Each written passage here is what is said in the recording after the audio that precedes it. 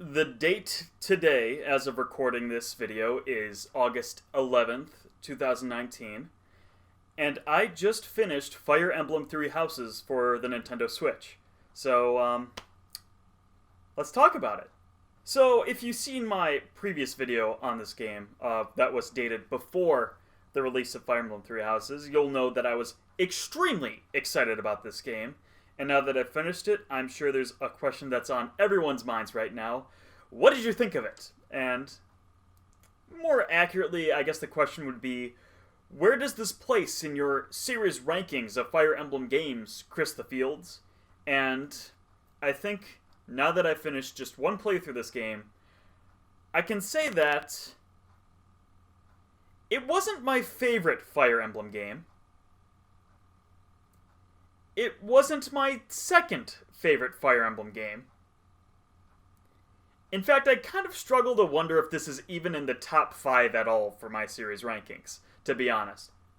I got a whole lot of things to say, both positive and negative, about this game, which I want to capture my most immediate gut reaction thoughts on, because I'll never have an opportunity like this again to document exactly what I'm feeling for Fire Emblem Three Houses, the moment after I finished it. So let's talk about it. Overall, this game was actually very good. I struggle to put a definitive score ranking on it right now. I don't know if this was a 10 out of 10 game, but I would say that it's still no less than a 9, because it was still very wonderful. I enjoyed playing the game the whole way through, despite my issues here and there with it. So let's talk about that. I wrote down a list of things I like and dislike and a whole bunch of various other notes for the game, so let's go through that. So whenever people ask me to describe this game for them, the first thing I tell them to kind of pitch this game to them, to kind of sell them on it, is this is a Persona game that is set in the Fire Emblem universe. And if you also know my video game tastes, you'll know that I love the Persona series, specifically 3, 4, and 5. And this is very much a Persona game in that style in the Fire Emblem universe. Obviously, you are not a student, but this time a teacher, and you are guiding students through their different courses and learning and curriculums to become better warriors, which is a very appropriate position to put a character in the Fire Emblem series in such a role in a Persona game. So that's very good. And this is a lot more RPG than the other games in this series. And what I mean by that is it feels much more like a classical, Dragon Quest or Final Fantasy RPG. There are quests in this game. There are legit, side quests. There's hey, can you defeat these bandits? Or, hey, can you collect these items for me? And you can do that, and you get rewards and side quest stuff for doing that. And it's awesome. I love that they're integrating more RPG elements into the series like so. Speaking of more RPG elements, I also really loved the class system of this game. For those who aren't aware, in Fire Emblem Games Past, you start out as your base class, and then you eventually get to promote into another, more powerful class, eventually, with the use of items or statues or whatever. Some games allow for third-tier promotion, but this game is very different from most Fire Emblem games. So, everyone starts off as a unique baseline class, like the villagers in Gaiden, or just a non-class, I want to say, a nothing class, and no specialty class is what everyone starts off as, and then you get to kind of decide where they evolve into for their base class, and then you get to decide what classes they take on as you get further and further up in their weapon ranks and progression. So, there's a couple things I want to say about this. First of all, despite there being different class types and different specialties of weapons for those classes, weapon restrictions are basically a thing of the past. You could have a team of Myrmidons, for example, but they'd still be able to use different weapon types, from lances to axes to bows to gauntlets to whatever. There's virtually no weapon restrictions for the types of classes you have. Obviously, there's still some, most classes can't use magic unless they are a mage-specified class. There are some hybrid classes later down in the advanced and master trees, but other than that, there's really not a whole lot that's restricting you. So you can really take advantage of all these different weapon types and build characters how you personally want to build them. And since advancing to the next rank on the promotion tree is only tied to the weapon levels of each unit, it allows for, it encourages rather, earlier promotion for your units. In Fire Emblem games past, you had units that maxed out at level 20, and then once they gained their promotion, they reset their level to 1, and then you could level them up to 20 again.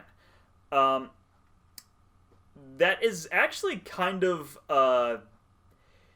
it instills negative habits in players, because despite it actually being a much better option to promote at like level 10 when you can, the earliest possible moment you can promote units, in general, a lot of players still like to promote at level 20 because it just feels better. It feels like, okay, you really made the most of this class, and now they can move on to their next class and get the most of that as well. But in this game, there is no resetting levels. Every unit starts out at level 1, and they can perpetually gain levels. I don't know what the level cap is in this game is. Highest I ever got to was 50. I don't remember if there's anything beyond that or not. I wasn't really paying attention, to be honest. So that's really good. So your levels don't reset whenever you get a new promotion.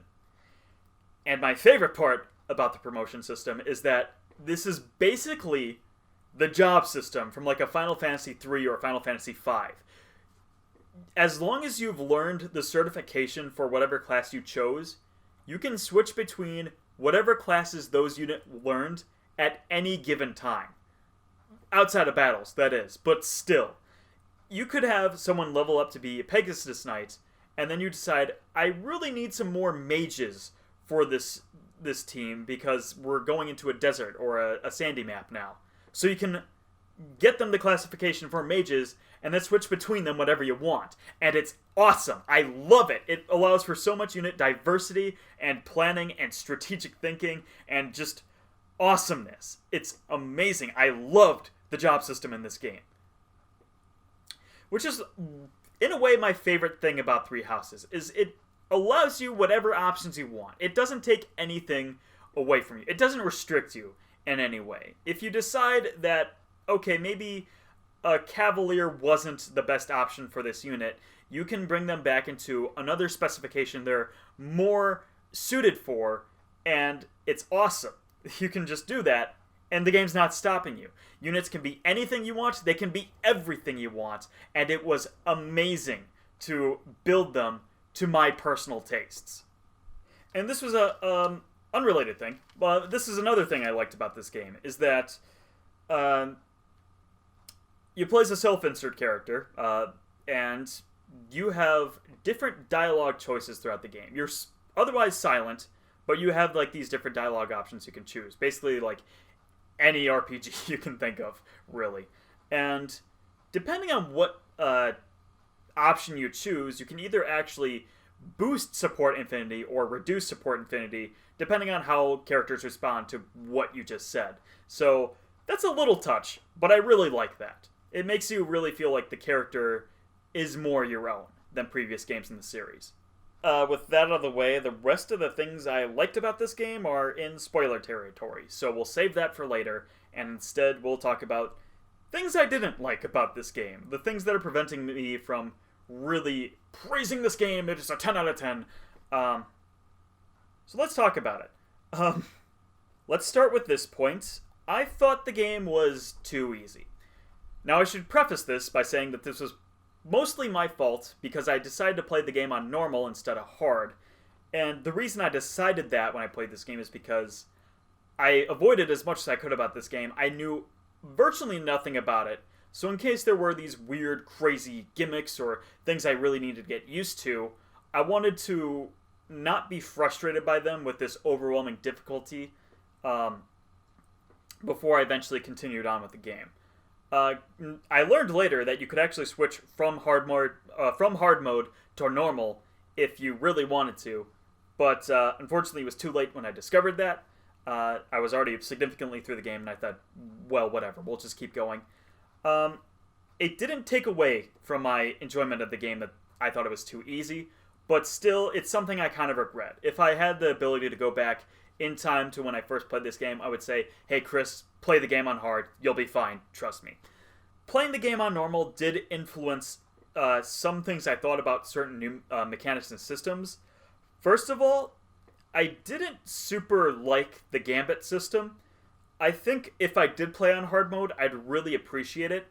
But I really only found it useful in the early game. I was blown away when I thought, wait a minute, I can use gambits to move enemies certain tiles over.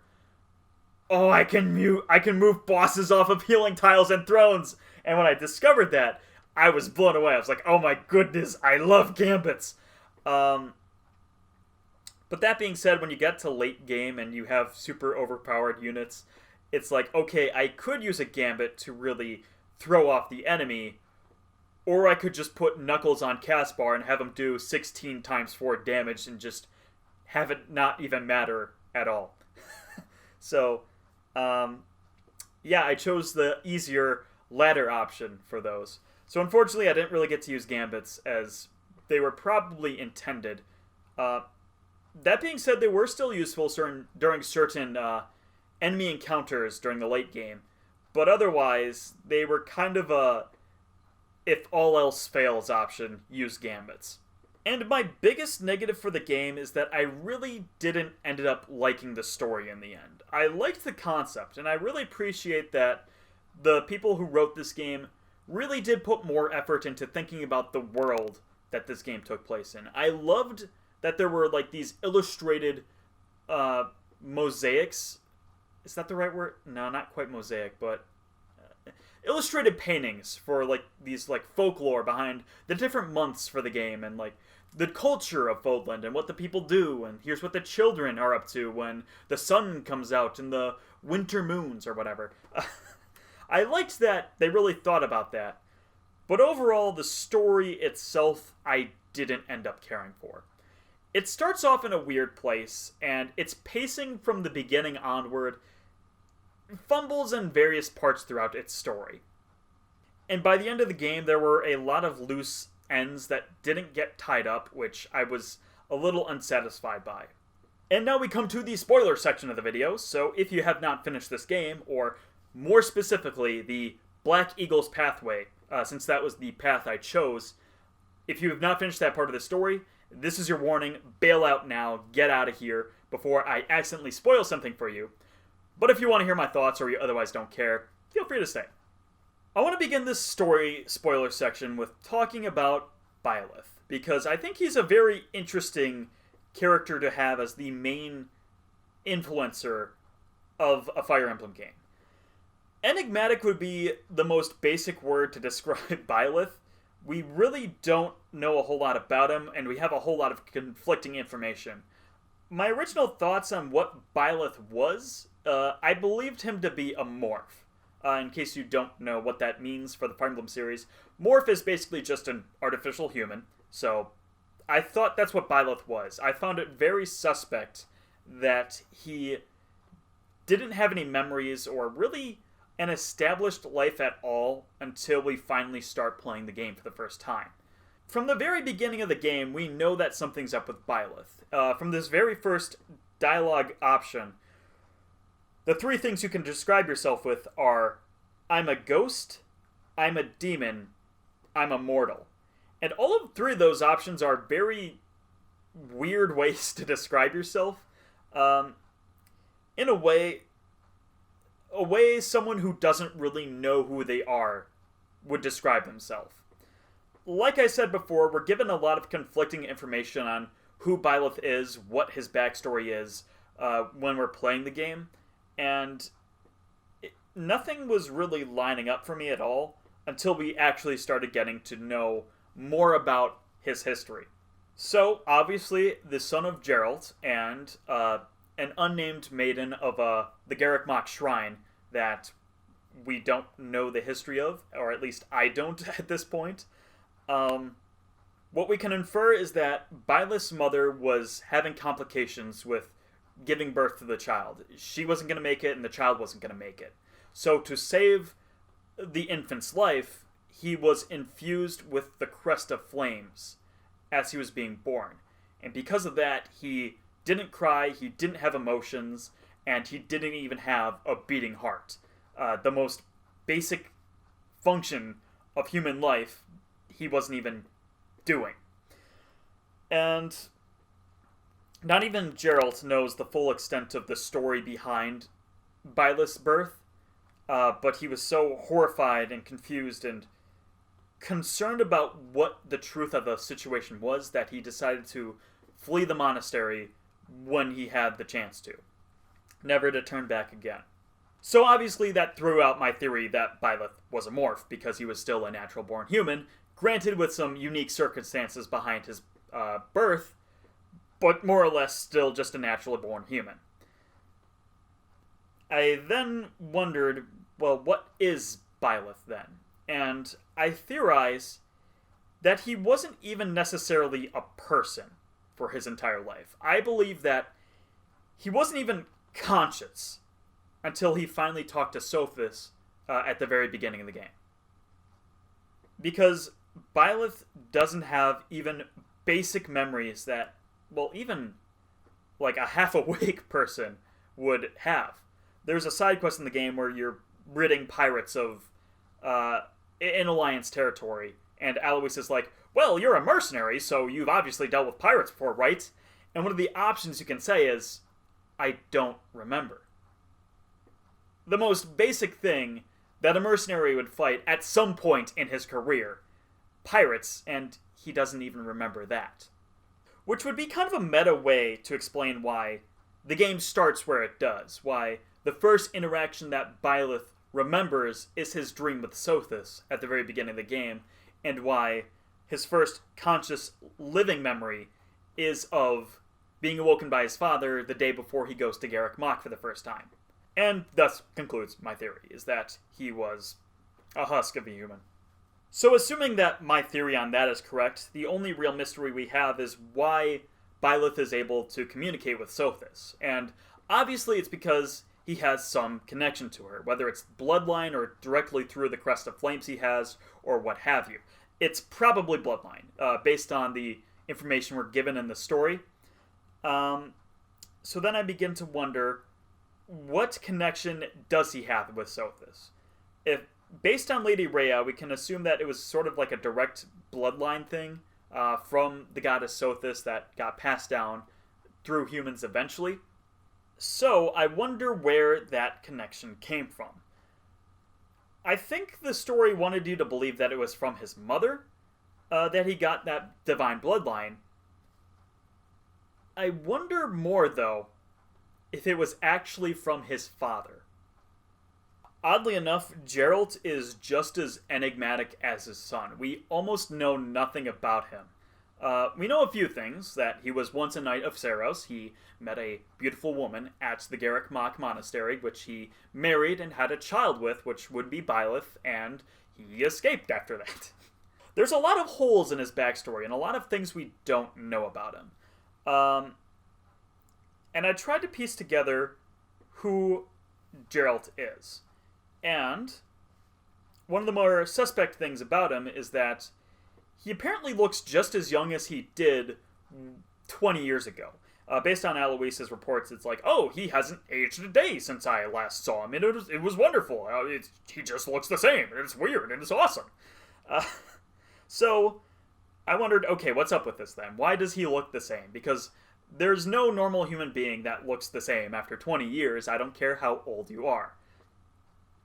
So I began to wonder, well, what if Geralt is a being where 20 years of aging is inconsequential? And the thing that I thought about immediately is, what if Geralt is a Manakete? Which would make sense to me, because Sothis was able to live on as Rhea for a long time, looking relatively the same age, probably because of a divine dragon bloodline. And I wonder if Geralt is the same scenario, that 20 years doesn't matter to him because he's actually a dragon, and we just never knew it. But of course, we don't really get an answer for that, at least not through this playthrough of mine, because unfortunately, being the fate of a father in the Fire Emblem universe, he's not going to survive till the end of the game. Which is a shame, because we were just about to find out who Geralt was and what Byleth was from his mouth directly. And of course, that's the chapter when he dies, because that's basically foreshadowing when it's like, oh, I'll tell you who you are. Stab! So that's unfortunate. I'm 80% convinced that he is actually a Manakete, and that he was the originator of Byleth's Divine Dragon bloodline that allows him the chance to converse with Sothis. Maybe it was his mom too, maybe it was a combination of both, I don't know. Okay, now let's move on to the Flame Emperor. And I didn't really think about who the Flame Emperor was during my time playing this game. I'm historically bad at calling plot twists for games moments before they happen. So I didn't really put too much stock in it, because I knew I was probably going to be wrong anyway. And sure enough, I would have been wrong anyway, because I would not have guessed who the Flame Emperor was. I was not satisfied with who it turned out to be. Flame Emperor, Edelgard. Sure, I wasn't convinced by that, and I wonder if, had I played a different house's storyline, if I would have been like, oh my god, it was Edelgard. But as it was now, I'm like, wait, okay, sure, it makes sense. Character details of how the Flame Emperor acts and how Edelgard acts line up pretty well.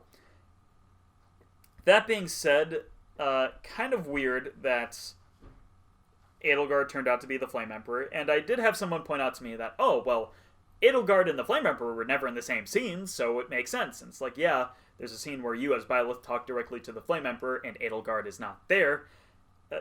Again, the character of Edelgard, not the Flame Emperor alias, but even still, wasn't completely satisfied with it. It felt a little whack, a little like a plot twist for the sake of a plot twist, or a reveal for the sake of a reveal.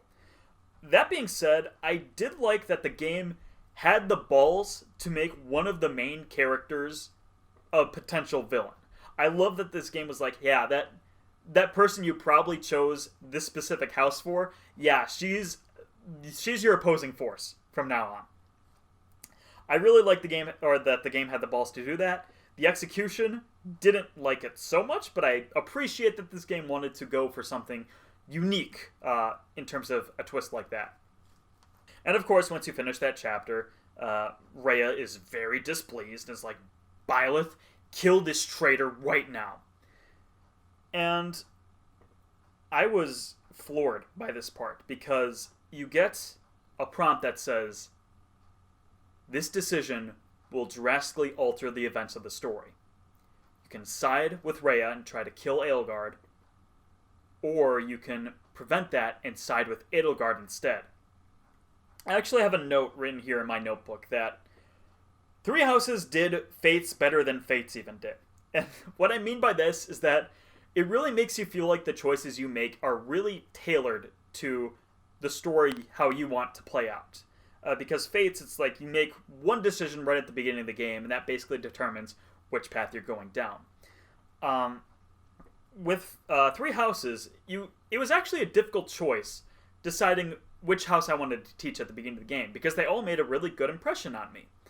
And when I got to this part, and it's like, these two are your choices that branch off the story, I actually had to sit down for a minute and think about this, because this was a moral question, a moral decision that I wasn't sure which one was the best option for.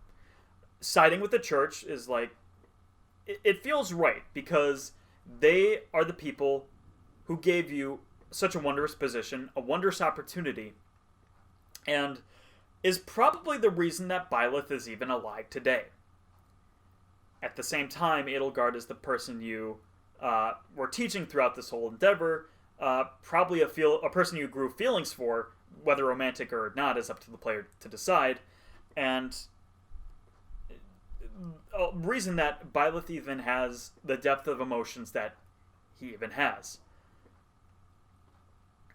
And it really made me question who I was going to side with. And my decision was that no one is going to harm my students. I also like the little touch that you finally hear a heartbeat when it comes to these critical decisions, that as if Byleth himself is coming out a little bit, not just player-imposed emotions. Which is ironic because that is completely a player-imposed emotion, but whatever. It felt like I was tailoring the story to the decisions I wanted to make, and that was awesome. I loved that. Which leads us into part 2. Now, I want to start out my thoughts on part 2 by saying this. We were told about that, hey, there's going to be a 5-year time skip in this game not too long ago in the E3 trailer. And I think that giving people the knowledge that there was a part 2, a whole time skip to this game, I think that was the single greatest marketing failure in the Fire Emblem series so far. I say that because, unfortunately, despite my best efforts to go in completely blind as possible, I was not able to escape the knowledge that there was a 5-year time skip. And I really wish that I did. Because imagine playing this game, you think it's just kind of like a school simulator, you're going through the history or the continent of Vodland during a relative time of peace. And imagine going through this really long 40-hour game. It took me roughly 40 hours to get to the end of part 1. Imagine going through all of that, and then suddenly there's this whole new second part of the game you didn't even know was there. That would have blown my mind. That being said, I also wish they didn't hype up that there was even a part 2 at all, because first point is that the time skip itself feels pretty inconsequential. It feels like a time skip for a time skip's sake, because I felt that between the decisive decision of part 1 and the critical moments of part 2, not a whole lot really happens in the story. It's kind of like, oh, these 5 years have passed and we've been fighting and it's just been a stalemate this whole time. It's like, really? It felt weird. I didn't really like the direction of that.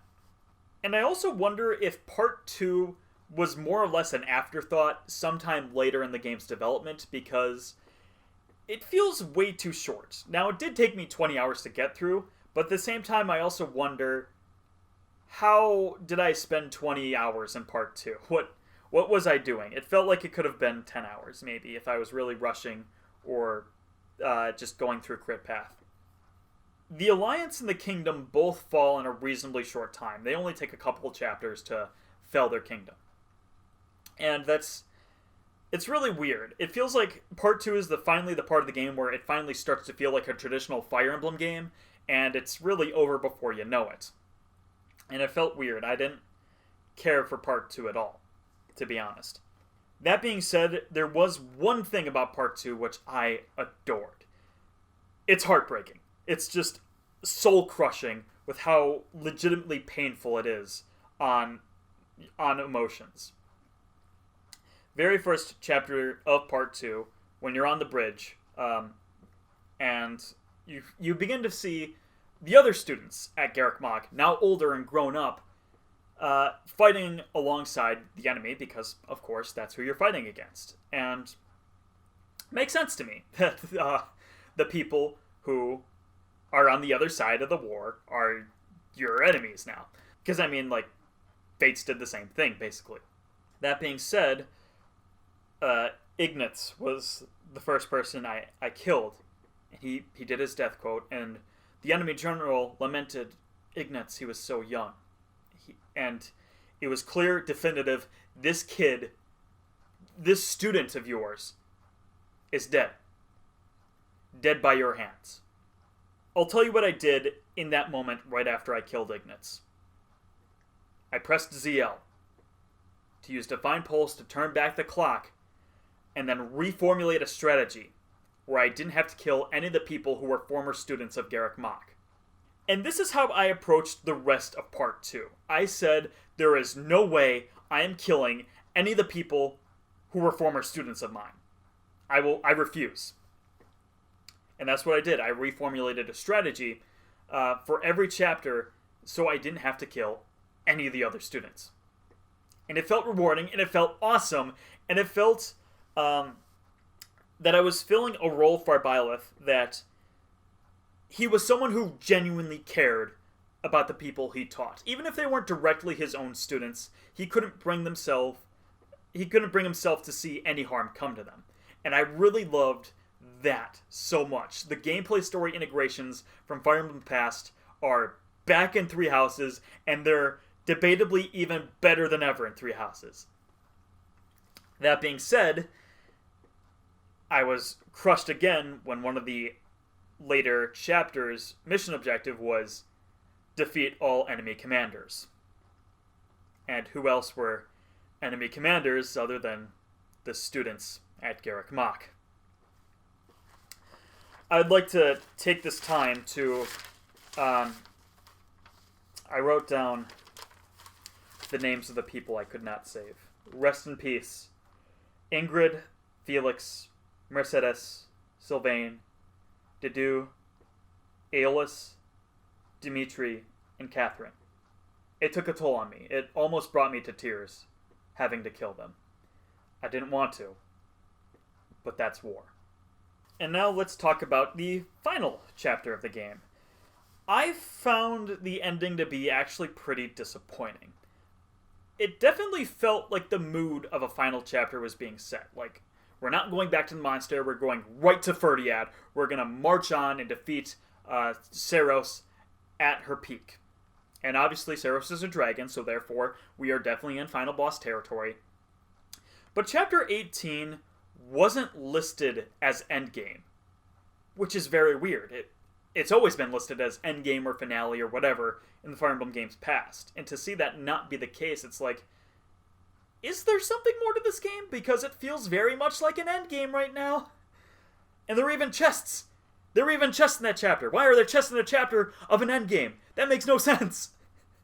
And once I finished the chapter, when I finally defeated Seiros, or Rhea, however you want to say, the ending didn't feel conclusive. It kind of felt like, okay, Edelgard is now Emperor, and she's going to defeat the people who slither in the dark, and that's the ending.